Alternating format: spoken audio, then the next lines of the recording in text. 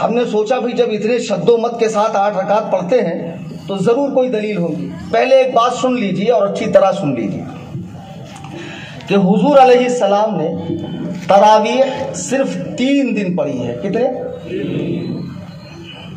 3 دن۔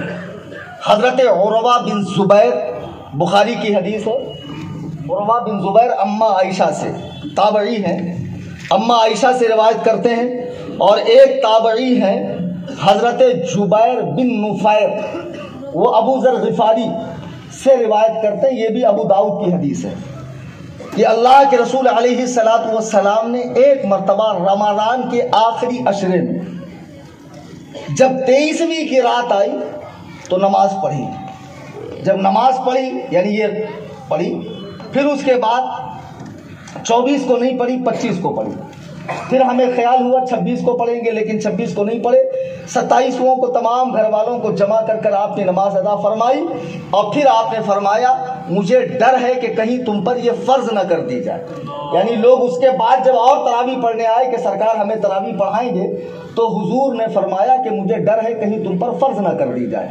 تو حضور علیہ السلام سے تراویح کی رکعات تحدید کے ساتھ، حد بندی کے ساتھ نقل ہی نہیں، نہ 8 نہ 20، نہ 8 20 کی ایک روایت ہے جس میں ایک راوی ضعیف ہے، ایک روایت ہے 20 جس عبداللہ ابن عباس کی، اور وہ روایت بھی مصنف ابن ابی شیبہ میں ہے، اور اس کے علاوہ المعجم الکبیر للطبرانی میں ہے، مسند حمید بن حمید کے اندر ہے حدیث کہ عبداللہ ابن عباس کہتے ہیں کہ حضور علیہ السلام نے ہمیں 23 رکعتیں پڑھائی، 20 تراویح کی یعنی 20 قیام رمضان کی اور 3 وتر کی۔ اچھا، اب چونکہ یہ حدیث میں ایک راوی ضعیف ہے تو یہ چلائے گا ضعیف ضعیف، لیکن اگر کسی ضعیف حدیث پر تمام صحابہ اور امت تقریباً 15 صدیوں سے عمل کرتی آئے تو وہ حدیث اب قوی ہو جاتی ہے، وہ حدیث قوی ہو جاتی۔ حضور علیہ السلام سے تراویح کی رکعات 8 رکعات جو دعویٰ کرتے ہیں غلط ہے۔ وہ حدیث لاتے ہیں بخاری کی کہ ایک صحابی نے حضرت عائشہ سے پوچھا کہ رسول کریم، یہی حدیث لائیں گے دیکھنا میرے جانے کے بعد، وہ بھی اسلام 360 سے لائیں گے، تو پہلے ہی سمجھا دیتا ہوں نا حدیث کا مطلب، مفہوم، معنی، نکات، تاکہ آپ بھی آدھے ادھورے مناظر بن جائیں۔ تو حدیث لے کر آتے ہیں کہ اماں عائشہ صدیقہ سے ایک صحابی نے پوچھا کہ حضور علیہ السلام کا رمضان و غیر رمضان میں نماز کا کیا معاملہ تھا؟ تو آپ فرماتی ہیں رمضان میں تو آپ کی عبادت کا حال نہ پوچھو کہ آپ رات کے اخیر حصے میں 11 رکعات پڑھتے تھے، 4 رکعت پہ 11 رکعات پڑھتے تھے، اور وہ 8 پہلے پھر 3 رکعت، اور وہ اتنی طویل اور اتنی حسین ہوتی کہ اس کا عالم نہ پوچھو۔ اب اہل حدیث کہتا دیکھو 8 رکعت تراویح اور 3 رکعت وتر، تو اس سے پوچھو کہ 3 رکعت وتر تو کہہ رہا ہے، خود کتنے رکعت وتر پڑھتا ہے؟ 1 رکعت۔ اہل حدیث کتنے رکعت وتر پڑھتے؟ تو پھر 3 کیوں نہیں پڑھتا ہے؟ حدیث دکھائے گا پوری، افتؤمنون ببعض الکتاب وتکفرون ببعض، کتاب کے بعض حصے پہ ایمان لائے گا، بعض سے انکار کریں گا۔ اب اس حدیث کو اچھے سے سمجھ لو، یہ حدیث ہے اصل میں قیام اللیل کے بارے میں۔ کس کے بارے میں؟ قیام اللیل الگ ہے، قیام رمضان الگ ہے۔ پوچھنے والے نے کیا پوچھا؟ رمضان و غیر رمضان میں حضور کی نماز کا حال کیا تھا؟ تو آپ نے خاص طور سے رمضان کے حوالے سے فرمایا کہ سال بھر تو یہ نماز پڑھتے ہی، لیکن جو اہتمام اور جو اس کے اندر جاذبیت اور جو حضور قلبی کا معاملہ رمضان میں ہوتا وہ غیر رمضان میں نہیں ہوتا۔ اتنی طویل اور اتنی حسین نماز ہوا کرتی۔ تو اب غیر مقلد کہیں گا نہیں، اصل میں یہ تو تہجد ہی کی نماز ہے جس کو 11 مہینے تہجد کہا جاتا ہے، لیکن رمضان میں خاص اس کا نام تراویح ہو جاتا ہے۔ اچھا، یعنی 11 مہینہ بیوی کو بیوی بولو اور 1 مہینہ اماں بولو تو چلتا؟ جو 11 مہینہ بیوی رہیں گی وہ 12ویں مہینے میں اماں بن جاتی؟ کیا بے وقوف لوگ آئے؟ ارے بے وقوف، جس کا نام 11 مہینہ تہجد تھا اس کا نام رمضان میں جا کر تراویح کیسے ہوگا؟ اچھا چلو، پھر یہ تو رات کے آخری حصے میں حضور نے پڑھی. آپ تو عشاء کے بعد فوراً بعد جماعت پڑھتے ہو اور 27 دن میں ایک قرآن ختم کرتے ہو. تو پھر مجھے بتاؤ یہ جو جماعت کے ساتھ پورا 1 مہینہ آپ پڑھتے ہو، اس پر بھی کوئی حدیث ہے آپ کے پاس؟ حضرت عائشہ کی حدیث کو محدثین کی تمام جماعتوں نے کہا ہے کہ یہ قیام رمضان کے متعلق نہیں ہے، بلکہ یہ قیام اللیل کے بارے میں ہے، جسے تہجد کی نماز کہا جاتا ہے. اللہ کے رسول نے تراویح 3 دن پڑھی ہے اور صحابہ پر یہ فرض نہ ہو جائے اس لیے آپ نے چوتھے دن انہیں نماز نہیں پڑھی. لیکن نبی کے زمانے میں ہی حضرت ابو ہریرہ کی روایت ہے بخاری کی کہ حضور کے زمانے میں صحابہ اکیلے یا کسی نہ کسی امام کے پیچھے یہ نماز پڑھتے. ایسا ہی معاملہ حضرت ابو بکر کے زمانے میں بھی رہا، حضرت عمر کے دور خلافت میں شروع میں یہی معاملہ رہا. آخر میں حضرت عمر فاروق نے تمام لوگوں کو، اہل مدینہ کو حضرت ابی بن کعب کی اقتداء میں جمع کر دیا کہ اب تم لوگ 20 رکعت تراویح ابی بن کعب کی اقتداء میں پڑھا کرو. 8 رکعت تراویح کی تو حدیث ہے نہیں. 20 رکعت کی حضرت عبداللہ ابن عباس کی حدیث ہے مصنف ابن ابی شیبہ اور مسند حمید ابن حمید میں. اب حضرت عمر کا عمل دیکھو. حضرت عمر کون ہے بھائی؟ اللہ کے نبی فرماتے ہیں کہ اللہ نے عمر کے زبان و قلب پہ حق کو جاری فرما دیا. آج یہ بدبخت کہتے ہیں جمعہ کی پہلی اذان کو بدعت عثمانی اور اس تراویح کو کہتے ہیں بدعت فاروقی. اللہ کی لعنت ہو تم پر خبیثوں، تمہاری مائیں تم پر روئیں. عمر وہ ہے کہ جن پر الہام ہوتا ہے اور 21 مرتبہ ایسا ہوا عمر نے کوئی بات کہی اور بعد میں قرآن انہی کے الفاظ میں اترا. قرآن انہی کے الفاظ میں اترا. شکر مناؤ مشیرآباد کے حرام خور غیر مقلدو کہ یہ تراویح کا معاملہ عمر نے نبی کے سامنے نہیں بولا، ورنہ پھر یہ قرآن میں آ جاتا. شکر مناؤ عمر وہ ہے کہ میرے نبی فرماتے ہیں کہ میرے عمر کو دیکھ کر شیطان اپنا راستہ بدلتا ہے. دیکھو کل بھی شیطان عمر کے راستے سے بھاگ رہا تھا، آج کا یہ 2 ٹانگ کا شیطان بھی عمر کے راستے سے بھاگ رہا ہے.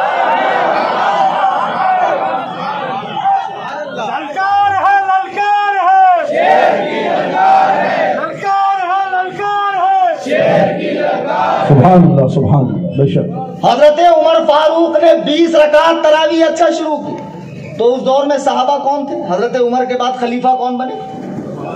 عثمان. 2 مرتبہ حضور کے داماد ذوالنور ہے، مولائے کائنات بھی، اجلہ صحابہ، بدری صحابہ، بیعت رضوان والے صحابہ، غزوہ احد والے صحابہ، بڑے بڑے صحابہ، مہاجر صحابہ، انصار صحابہ. اگر عمر ایک چیز غلط کرتے تو صحابہ جن کی تربیت آیت الہی کی روشنی میں ہوئی ہے اور مصطفیٰ کریم کی زبان سے جنہوں نے دین سیکھا ہے، آمنہ کے لال کی اقتداء میں جنہوں نے نماز پڑھی ہے، جنہوں نے رخ والضحیٰ کو دیکھا ہے، زلف واللیل کو دیکھا ہے، مصطفیٰ کی صحبت میں راتوں دن گزارے ہیں، اگر عمر کا فیصلہ غلط ہوتا تو بتاؤ کسی صحابی نے اٹھ کر حضرت عمر سے مطالبہ کیوں نہیں کیا؟ سبحان اللہ سبحان اللہ. جبکہ عمر کو بڑے دربار میں بڑھیا للکار رہی ہے کہ میں کل قیامت میں تیرا دامن پکڑوں گی. وہ آج کی طرح معاملہ نہیں تھا، ذل الہی نے بول دیا تو بات ختم. وہ دربار کچھ نہیں تھا. مسجد نبوی کی ٹوٹی ہوئی چٹائی پر بیٹھ کر سادہ لوگ امت کے فیصلے کیا کرتے. سبحان اللہ سبحان اللہ. اور حضرت عمر نے 20 رکعت تراویح شروع کی. نبی کا فرمان ہے علیکم بسنتی و سنت الخلفاء الراشدین المہدیین فتمسکوا علیہا بالنواجذ، کہ تم پر لازم ہے میرے ہدایت یافتہ خلفاء راشدین کی سنت کو دانت سے مضبوطی سے پکڑو، دانت سے مضبوطی سے پکڑو. تو عمر نے جب فیصلہ کیا تمام صحابہ اس فیصلے پہ جمع ہوئے تو کوئی تھا جس نے الگ جا کر مسجد نبوی میں ٹررایا کہ نہیں میں 8 ہی پڑھوں گا؟ ایک آدھ کا نام بتا دو۔ مشیر آباد کے غیر مقلدو، پہلے تو تم تراویح کی تعریف ہی کر دو، تراویح کی تعریف میں ہی تمہیں حیضہ ہو جائے گا۔ بہت آسان زبان میں سمجھاتا ہوں، لفظ تراویح جمع ہے، کیا ہے؟ اور عربی زبان دنیا کی ایسی وسیع زبان ہے جس میں جمع 2 پر نہیں آتی ہے، کم سے کم 3 پر آتی ہے۔ ہمارے یہاں جمع 2 پر آتی ہے، عربی میں نہیں آتی۔ مثال کے طور پر 1 ہے تو مرید، 2 ہے تو مریدین، اور 2 سے زیادہ ہے 3 ہے، 3 سے زیادہ ہے تو مریدین۔ مریدین مطلب 2 مرید، والدین ماں باپ، عیدین رمضان عید بقرہ عید، طرفین 2 طرف کے لوگ، سمجھ گئے؟ یہ تثنیہ ہے۔ جمع عربی میں 3 سے اوپر آتی ہے۔ اچھا تراویح جمع ہے ترویحہ کی۔ اب 8 رکعت پڑھنے والے، ترویحہ کا معنی ہے 4 رکعت کے بعد بیٹھ کر کچھ دیر سستانا، آرام کرنا۔ تو 4 رکعت کے بعد بیٹھ گئے، سستا لیے۔ اب 4 ہونے کے بعد پھر 4 پڑھے، ہو گئی نماز، بھاگ گئے گھر کو۔ تو وہ کیا ہوا؟ تراویح ہوئی کہ ترویحہ ہوا؟ پھر تم کیسے کہتے ہو تراویح 8 رکعت ہے؟ پورے حیدرآباد اور پورے ہندوستان اور پورے جامعہ سلفیہ اور ایوان نجد تک میرا یہ چیلنج ہے کہ قیامت کی صبح تک اگر تم تراویح کے ساتھ 8 دکھا دو تو خدا کی قسم تمہارے وزن کے برابر میں تمہیں سعودی ریال دوں گا۔ قیامت کی صبح تو آ سکتی ہے، وہ دن نہیں آ سکتا جب تم تراویح کے ساتھ 8 دکھا دو۔ اب پڑھنا بھائی 20 پڑھنا کیا نقصان ہے؟ کتنی بار میں نے مثال دے کر سمجھایا کہ مجھے ایک فون لینا تھا، میری مولانا عثمان سے ملاقات ہوئی تو میں نے کہا حضرت میں نے بڑا چرچا سنا ہے کہ وہ فون 8 روپے میں آتا ہے، تو میں جا رہا ہوں فلاں جگہ سے لینے، بہت دور ملتا ہے۔ مولانا نے کہا حضرت بات تو اچھی ہے، کئی لوگوں سے آپ نے سنا ہے، لیکن ایک روایت میرے پاس یہ بھی پہنچی گو کہ ضعیف ہے کہ وہ 20 روپے کا آتا ہے۔ تو دیکھو اتنی دور جا رہے ہیں تو احتیاطاً 20 ہی لے کے جاؤ، کہیں ایسا نہ ہو کہیں ایسا نہ ہو کہ دوبارہ آپ کو پریشانی ہو، واپس آنا پڑے۔ تو عقل مند آدمی کتنا لے کے جائے گا؟ 8 روپے۔ کتنا لے کے جائے گا؟ 20۔ بڑے ہوشیار یار مشیر آباد والے۔ کیوں؟ کیونکہ اگر 8 میں بھی آیا تو 8 20 کے اندر ہی آتا ہے، اور 8 ہی لے کے گیا 20 میں آیا تو۔ ایک مرتبہ فلائٹ میں سفر کر رہا تھا تو ایک بہت جھاپک جھوا داڑھا والا ملا اپنے وجود نامسعود کو کھسکاتے کھسکاتے جبل اللحم میرے قریب آیا، گوشت کا پہاڑ، جبل اللحم بولے تو گوشت کا پہاڑ۔ السلام علیکم، وعلیکم السلام، مالا علیکم، مالا علیکم، سموسا گرم، سموسا گرم، ہو گیا۔ بولے آپ کا اس میں گری کیا ہے؟ بولا وہ گری نہیں ہوتا، گرامی ہوتا۔ تو میں نے کہا آئیے بیٹھیے، بیٹھ گئے۔ اب جب پسر گئے تو بولے مولانا آپ کا نام کیا ہے؟ میں نے کہا کلیم حنفی۔ بولے حنفی کیوں؟ سمجھا نہیں۔ میں نے کہا اس لیے کہ میں امام ابو حنیفہ کا مقلد ہوں۔ بولے امام ابو حنیفہ کا نام قرآن میں آیا ہے کیا؟ دیکھو شہد دکھائیں، زہر پلائیں، قاتل دائم سنائیں، اس مردار پہ کیا للچانا، دنیا دیکھی بھالی ہے۔ بولے ان کا نام آیا ہے کیا جو آپ ان کی تقلید کر رہے ہیں؟ میں نے کہا شادی ہوئی؟ بولے ہاں ہوئی۔ بولے ماشاءاللہ 4-5 بچے ہیں۔ تو میں نے کہا جس عورت سے کرا اس کا نام قرآن میں آیا؟ بولے نہیں، عورت کا نام قرآن میں کیوں آئے گا؟ قرآن میں صرف اتنا ہے نکاح کرو۔ تو میں نے کہا قرآن میں صرف اتنا ہے وہ اولی الامر منکم، علم والوں کی تقلید کرو۔ سبحان اللہ۔ قرآن میں تقلید کا حکم، اطیعوا اللہ و اطیعوا الرسول و اولی الامر منکم ہے کہ نہیں؟ تو عبداللہ ابن عباس کہتے ہیں امر والوں سے مراد علماء ہے۔ تم آؤ تو کسی دن تم کو قاعدے سے حدیث پڑھاتا ہوں، دلندرو۔ تو بولے مولانا آپ اللہ رسول کی مانی ہے، اللہ رسول کی مانی ہے۔ تو بہت بولنے کے بعد پھر حدیثیں پیش کرنے لگے۔ تو میں نے پوچھا ایک بات بتائیے آپ اللہ ہے کہ رسول اللہ ہے؟ بولے میں ملا ہوں۔ تو میں نے کہا جب تو ملا ہے تو میں تیری کیوں مانوں، اللہ رسول کی مانوں۔ यही 8 रकात पे बहस हुई तो उसको मैंने मिसाल दिया, मैंने कहा एक बात बताओ, एक चीज जो 8 रुपए में आती मशहूर, और किसी ने ये भी कहा कि 20 में आती, अक्लमंद आदमी 20 रुपए लेके जाएगा ना। अब दुनिया खत्म हो जाएगी, सारे अंबिया हजरत आदम से लेके दुनिया के आखिरी इंसान तक अल्लाह के हुजूर जमा होंगे, हर चीज का हिसाब होना है ना। रोजे महशर की जहां गुदास बुवत अवली फुर्सत नमाज बुवत, सबसे पहले नमाज का ही सवाल होगा। अब मान लो तरावी 8 ही रकात थी तो बल्ले बल्ले खुश हो जाओ, तुम खुश हो ना। हम घाटे में, हम कितनी लेकर गए? या अल्लाह 8 को तरावी बना ले, 12 को नफल कर दे। क़यामत में फर्ज की कमी नफल ही से पूरी होगी ना। अच्छा अब 20 ही निकली तो फिर शेखुल हदीस साहब कहाँ जाएंगे? और जो ठोके जाएंगे और जो इनकी कुटाई होगी, और जो जन्नत से एक स्टॉप पहले जो इनकी धुलाई होगी, फिर कहाँ जाएंगे? तो बदबख्तों, नमाज चोरों, रमजान का महीना आते ही डिस्काउंट देने लगते हैं। खबरदार खबरदार, डिस्काउंट के चक्कर में आके अपनी इबादत बर्बाद मत करो। अल्लाह के हबीब अलैहिस्सलाम से 20 रकात वाली ज़ईफ हदीस तो मौजूद है, लेकिन 8 रकात वाली कोई हदीस है ही नहीं। अम्मा आयशा सिद्दीक़ा की जो बुखारी वाली हदीस है वो क़यामुल लैल के बारे में है, क़याम रमज़ान के मुताल्लिक़ नहीं है। अबू हुरैरा कहते हैं कि बगैर तहदीद व ताकीद के अल्लाह के नबी उभारते, सहाबा हस्बे हैसियत नमाज पढ़ते, हस्बे हैसियत पढ़ते। ये मामला हजरत उमर के दौर तक चला। हजरत उमर ने तमाम सहाबा को एक इमाम के पीछे 20 रकात के लिए तय कर दिया।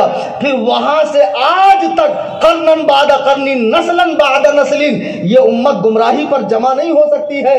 हजरत उमर फारूक जिनके बारे में नबी फरमाते हैं, अगर मेरे बाद अल्लाह नबूवत के इनाम के लिए किसी को चुनना चाहता तो वो उमर बिन खत्ताब को चुनता।